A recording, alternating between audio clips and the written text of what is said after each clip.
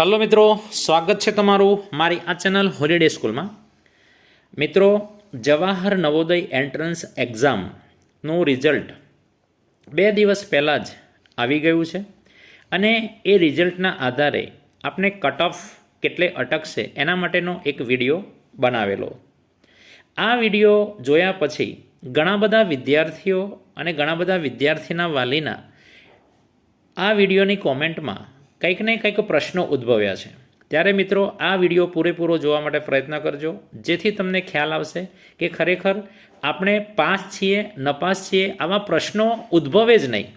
મિત્રો, ઘણાના રિઝલ્ટની અંદર, ઘણા બધા વિદ્યાર્થીઓના રિઝલ્ટમાં રિમાર્ક્સની અંદર you are not considered for admission in main select list આવું લખાઈને આવે છે. ત્યારે વાલીઓ એવું સમજે છે, પેરેન્ટ્સ એવું સમજે છે કે આપણું બાળક નપાસ થયું છે, આપણો નવોદયની અંદર નંબર નહીં લાગે, આપણા બાળકને નવોદયમાં પ્રવેશ નહીં મળે. પણ મિત્રો, એવું નથી.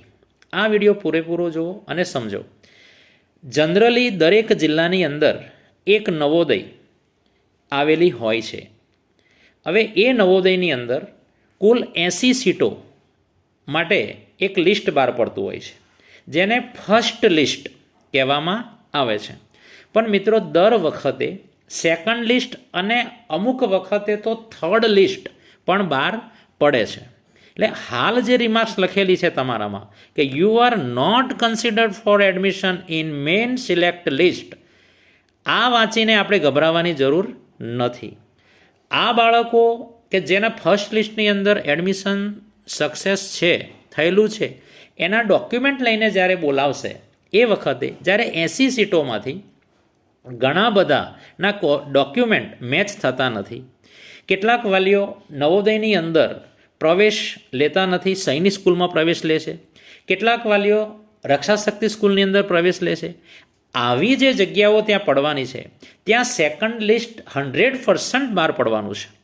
અત્યાર સુધીમાં એવું બન્યું જ નથી કે સેકન્ડ લિસ્ટ બહાર ન પડ્યું હોય.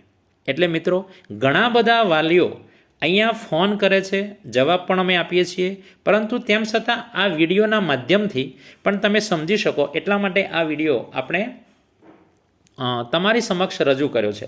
તો તમે ચોક્કસ આ વિડીયોને શેર કરો, સબસ્ક્રાઈબ કરો અને બેલ આઇકન પર ક્લિક કરો, એટલે અવારનવાર તમને નોટિફિકેશનની અંદર અમારો વિડીયો મુકાય તો તરત જ ખ્યાલ આવી જશે. મિત્રો, you are not considered for admission in main select list, બરાબર, એટલે પહેલાં લિસ્ટની અંદર તમારું નામ નથી, પછી સેકન્ડ લિસ્ટની અંદર તો આપણે મેરિટમાં આવવાના છીએ અને આપણને જેએનવીમાં પ્રવેશ મળવાનો છે જ. એટલે નપાસ પાસ આવું કોઈ આમાં નથી મિત્રો.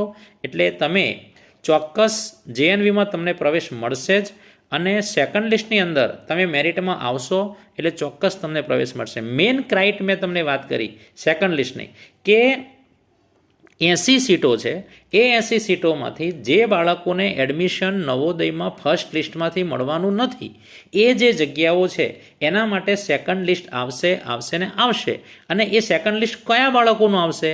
તો ધીસ રિમાર્ક્સ, આ જે રિમાર્ક્સ લખેલી છે એવા બાળકો સેકન્ડ લિસ્ટની અંદર આવશે અને એમને જવાહર નવોદયની અંદર પ્રવેશ મળનાર છે.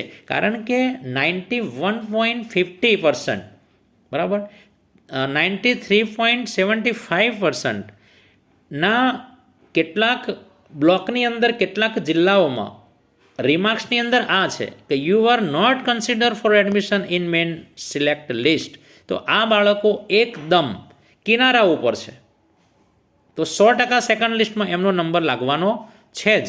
માટે મિત્રો, આ વિડીયોને વધુમાં વધુ શેર કરી અને દરેક વાલી સુધી પહોંચાડો, જેથી એમને પણ ખ્યાલ આવે કે આપણું બાળક નવોદયમાં નપાસ નથી, એ ફર્સ્ટ લિસ્ટની અંદર એનું નામ નથી, સેકન્ડ લિસ્ટમાં ચોક્કસ આપણું નામ આવશે જ અને આપણને એડમિશન મળશે જ.